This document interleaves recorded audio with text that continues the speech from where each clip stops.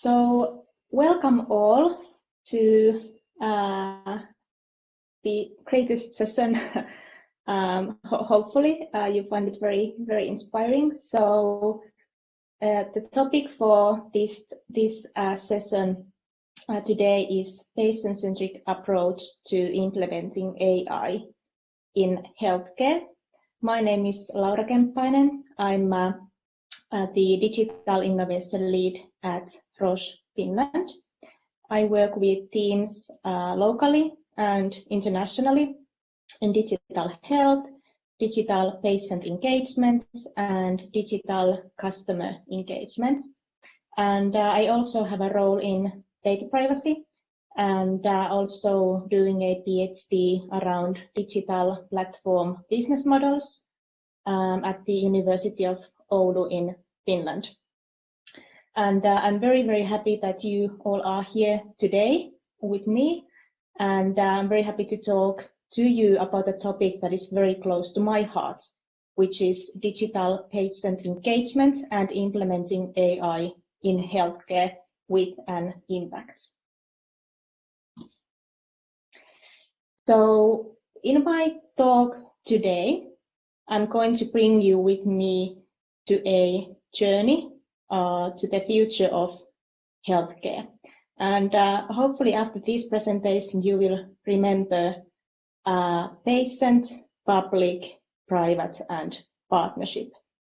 So Roche wants to be a partner in the healthcare ecosystem and to deliver better outcomes for more patients faster in collaboration with the network. So before going to the topic, a little bit about the company where I work at. So Roche is the world's largest biotech company and the leader in personalized healthcare. Roche employs over 100,000 employees and invests a lot of in research and development. Roche has 125-year-old history in advancing the field of medicine and also bringing novel treatments and diagnostics to patients. And the patient really is always at the core of what we do, and also the reason why I go to work every day.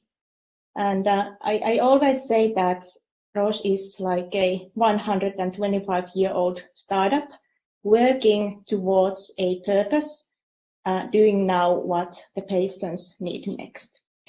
So if you are not working in the pharmaceutical company, it may be hard sometimes to know what exactly pharma companies are doing today beyond medicine and diagnostic solutions. And what I want to tell you with this picture is that at Roche, we want to deliver better outcomes in holistic manner. And this means that we see patient as a holistic person, not only as a patient. And so the patient, he or she doesn't live in the hospital. A patient lives at home with close ones and relatives around him or her. And in order to provide holistic care and support and solutions, we need to understand both the treatment outcomes and the health outcomes and the non-medical needs. And as an example of the health outcomes, we could say, for example, the quality of life of the patients and the close ones around the patient.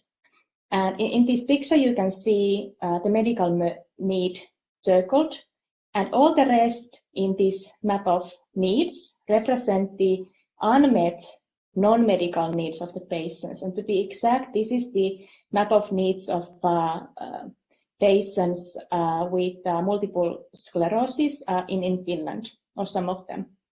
And the things that are not circled now represent all the things that the patients are thinking about. That isn't about the treatment or the medication.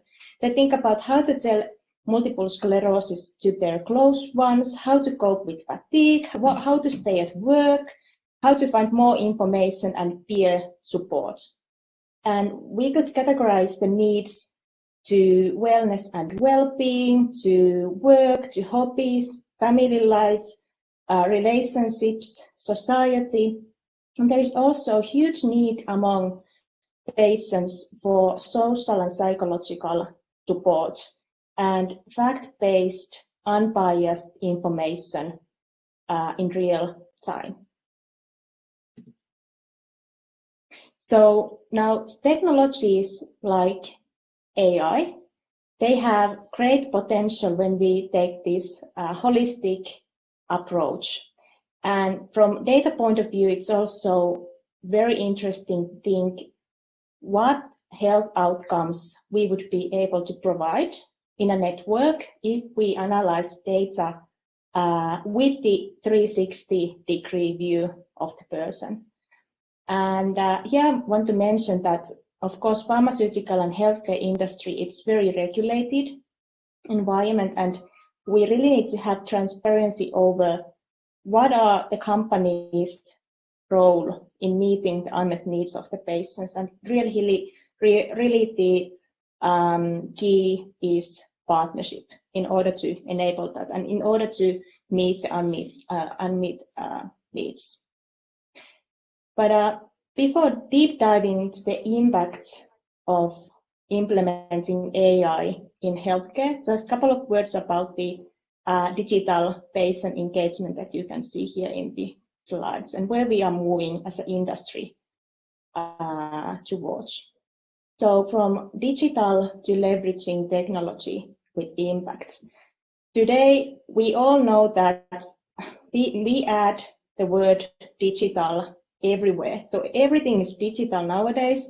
And how I see it, we should be talking more about leveraging technology X or Y, leveraging AI in order to have this and this impacts in the society or with the people. And this is maybe more about a mindset issue, but when you talk about leveraging technology instead of digital services and digital tasks, you are forced to tell more about what is the impact really. So digital itself doesn't, or AI doesn't create value. And then when we talk about impact, we can think from patient point of view, from company point of view. From a from a patient's point of view, let's let the people, the patients, the users, customers to tell what really would create the most value for them. And from a company perspective, we should always pay attention to what we want to achieve in this initiative, in this project. And what is the change we want to have, for example, when leveraging AI? Are the patients and other customers really ready for the change? So some questions to ask. And when moving from silos to preferred channels of the people, patients, customers, we all know that we, again, everything is digital. We also have apps. Everything has an app. And before we create a new one, a new solution, we should always first check if the solution already exists in the ecosystem. If it does, or if parts of it does, let's use that. Let's partner. Let's create on top of that. And not always built from scratch. And then partnership. So, and transparency. This is very important when we talk about technology like AI that uses data as fuel. So we need to be transparent and clear about the processing of data. And of course, with my data privacy hat, it's very important to have the transparency over data as well. Then about the holistic approach and engagement based on your needs. So when creating digital innovations, there usually are a lot of assumptions. And even the healthcare professionals, when we ask what would be the needs of patients, what we could do together to improve their quality of life, even the healthcare professionals, they assume a lot because they don't really know what's happening when the patient is at home, what discussion they have. So it is very important to test these assumptions before investing too much time to solve the problem. And what can AI do to help us in improving these health outcomes? So by leveraging AI in patient engagement, I believe we can improve the overall user experience and the overall quality of life of the patient by anticipating the patient needs. And for me, bringing AI into patient engagement, it's all about collaboration. It's all about partnership among the public, private, and patients. It's really about taking the holistic health outcomes approach and together in the network create solutions that bring empathy and convenience for the patients and the close ones. So these are, I have listed here 6 different impact factors from like AI-powered patient engagement that I see in different digital health AI initiatives and have seen in my career. So I'm sure you can also think many more. These are just some for this presentation. And if you can think of more, do let me know in the chat or via LinkedIn, for example. So about personalization, for example, it's not new, but I feel that in healthcare it's still quite new. And fortunately, direction is to move towards more treating, not treating every person the same way, but really personalize the care pathways. So with more data and with AI, we can make smarter and personalized decisions and smarter and personalized care pathways. And by leveraging AI, for example, in conversational chatbots, we are able to provide the users, the patients, with conversational and contextual insights that make sense for the patient and also answer and provide answers in real time. Then about empathy, I think this is actually the, if not the most important, it's one of the most important things, I think. So people living with severe disease, they need empathy to the care pathway. They don't need cold chatbots, but they could benefit from empathic conversations with an avatar, for example, who is there with the patient when the patient needs it most. And I see here lots of opportunities also with AI. And in addition to empathy, we also need convenience for the patients and for the care pathway. So a patient, they might call to the hospital, they are now on hold, and instead of that, they would get the information from a virtual assistant, from a empathic technology, so to speak. And one of the things I would also highlight here as well is increased empowerment in own care. So I think that AI has also good